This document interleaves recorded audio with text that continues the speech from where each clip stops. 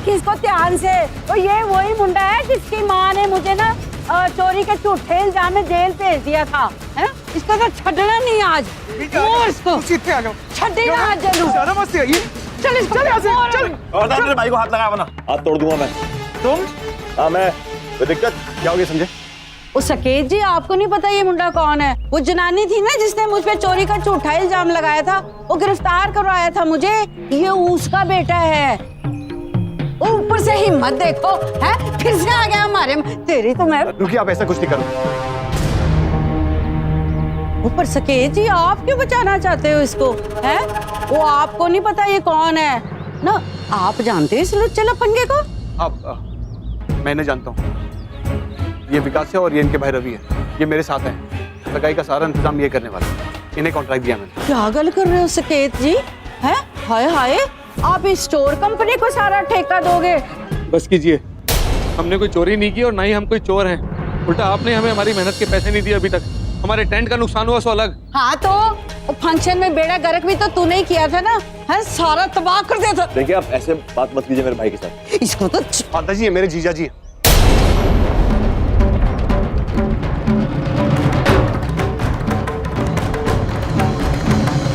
अब आप लोग मेरी बात ध्यान से सुनिए। मैं नहीं जानता हूँ कि आप दोनों परिवारों के बीच में क्या हुआ, किसने क्या कहा, कौन क्या कह रहा है, मुझे कोई मतलब नहीं है। मैं सिर्फ इतना जानता हूँ कि कल मेरी सगाई है और सब चीज परफेक्ट होना चाहिए। किसी बात की कमी नहीं होनी चाहिए। पर भाई साहब, अगर कोई आपका जो भी नुकसान हुआ है उसकी भरपाई हो जाएगी। सकेत जी, माता जी मैं हूँ ना, मैं संभालूंगा सब कुछ। पर साकिब भाई साहब, अगर बाद में इन्होंने मना कर दिया तो? मैं हूँ ना, मैं गारंटी लेता हूँ। मुझ पे भरोसा नहीं है क्या तुम्हें? ठीक है माता जी, सारा इंतजाम इनके हाथ में होगा। आपको कोई एतराज तो नहीं? अब आपके रिश्तेदार है, आप कह रहे हो तो ठीक है। अब तो घर वाली बात होगी ना। पर एक मिनट सकेत जी, ये लड़का ना, इस पे मुझे भरोसा नहीं है कि कुछ कर पाएगा, है? वो देखो ना, हमारा पिछला फंक्शन भी इसने बर्बाद कर दिया था। लेकिन जिसके साथ उसका भाई है ना, वो सही है मुंडा। एक बार उसने मेरी मदद भी की थी। बड़ा नेक मुंडा है, पर इसकी समझ में कुछ नहीं आता। पहले खुद ही अपने टेंट को आग लगाता है, ऊपर से आकाश को रुला देता है। पीछे पर ये आकाश कौन है? अरे वही जिसकी सबसे ऊंची छत है, जो इसकी शक्ल देख के ना रो पड़ता है। पीछे मेरे कुछ समझ नहीं आ रहा, आप क्या कह रही हो? अरे बारिश की बात कर रही हूँ मैं। ओह अच्छा। पर तुझे इतने बादाम खिलाती हूँ, है? फिर भी तुझे कुछ समझ में नहीं आता। मोटी बुद्धि। देखिए, उस दिन जो भी हुआ था उसमें मेरी कोई गलती नहीं थी। बस बस, अभी सारा किस्सा खत्म करो। माता जी आप अंदर जाइए, मैं इनसे बात करके आता हूँ।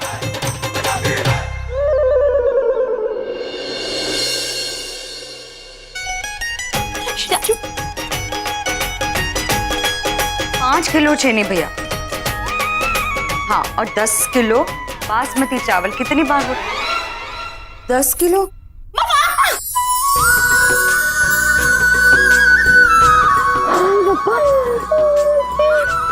क्यों?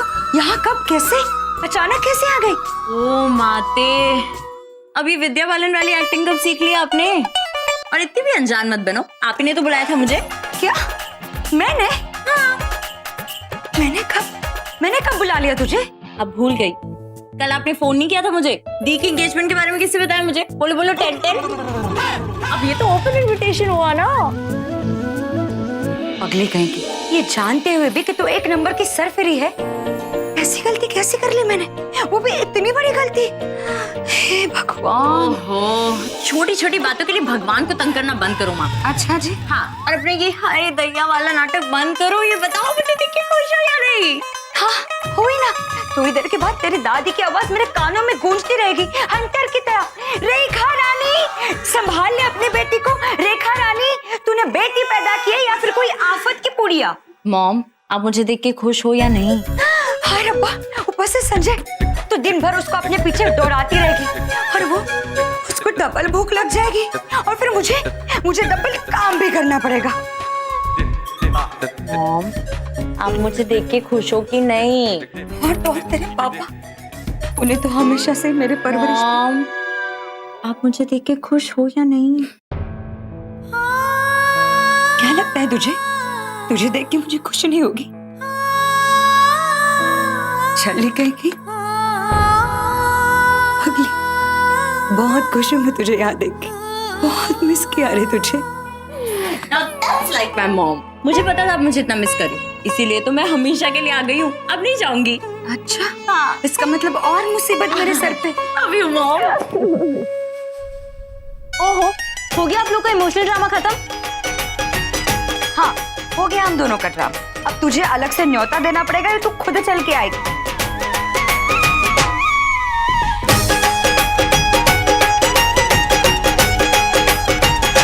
क्यों? नहीं साकिब भाई साहब, मैं ये काम नहीं कर सकता।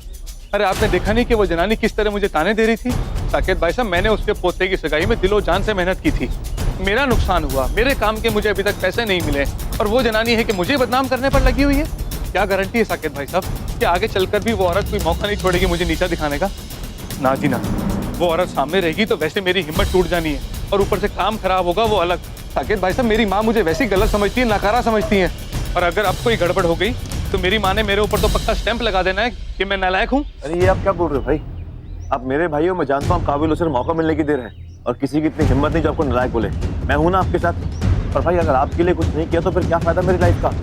आप मेरे भाई हो, मेरे बड़े भाई, और इतनी जल्दी हिम्मत नहीं हार सकते।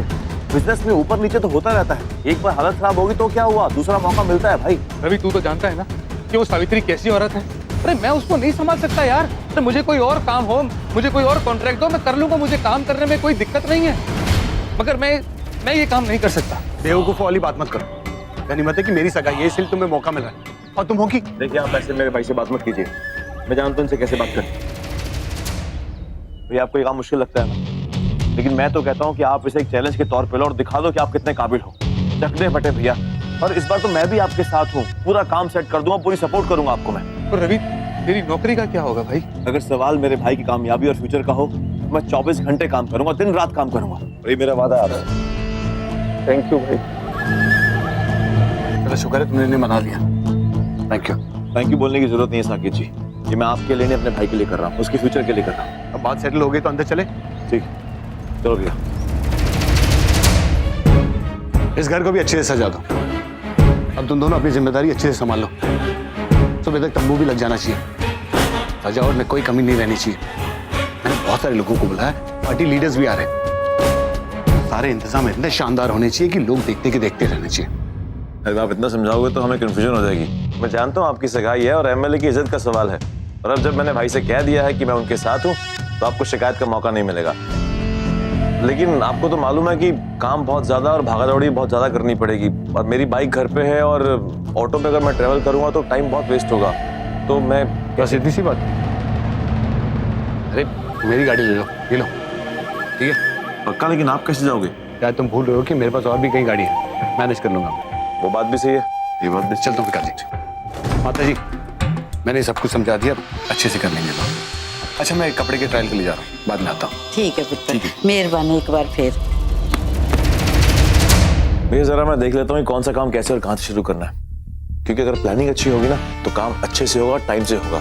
तब तक आप एक काम करो, आप वर्कर्स को फोन करके बोल दो कि एमएलए की सगाई है, पैसे अच्छे मिलेंगे, और हाँ वर्कर्स थोड़े ज्यादा बुला लेना, ठीक है? पुत्र जी। तू ना एक बार देविका से मिल ले, हो सकता है सकेत जी ने उसे समझाया हो कि उनको कैसा डिजाइन शिजाइन चाहिए, कैसे कलर शलर चाहिए, मतलब अरेंजमेंट कैसा हो, है? मेरे ख्याल से वही तुम्हें सारी बातें ना बेहतर समझा सकेगी। देविका? मैं कैसे भूल गया, देविका इसी घर में रहती है। देख रवि, अब कोई आर्गुमेंट्स नहीं, तो सिर्फ अपने काम पे ध्यान दे। पुत्र जी?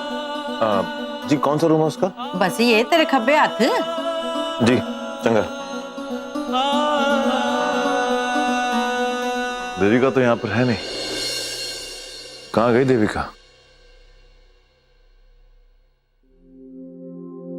खेल रचा किस्मत ने कुछ तो खेल वो फिर होके रहना है। मेल लिखा किस्मत ने घर तो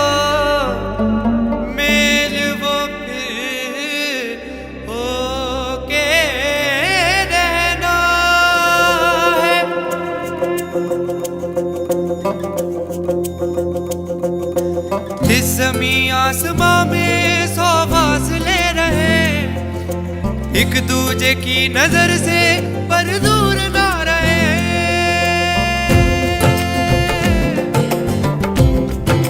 ओ, इस ज़मीं आसमां में 100 फासले रहे, एक दूजे की नजर से पर दूर ना रहे। जावा खुदा सदके तेरे, सदके तेरे, सदके तेरे, सदके तेरे, सदके तेरे। तुम कोई मौका नहीं छोड़ते हो ना लड़कियों के करीब जाने का। मैं गिरूं फिसलूं या कुछ भी हो जाए तुमसे मतलब। और एक सेकंड, ये मेरा कमरा है ना, तुम यहाँ क्या कर रहे हो? किससे पूछ के आए हो तुम यहाँ? मैं यहाँ पर इसलिए आया कि तुम्हारी दादी ने मुझे ओके, तब तुम मेरी दादी का बहाना बनाओगे। तुम ये क्यों भूल जाते हो कि मैं अच्छे से जानती हूँ कि तुम लड़कियों के पीछे जाने के लिए क्या क्या करती हो। लेकिन मुझसे कोई उम्मीद मत रखना, लौट कहीं के।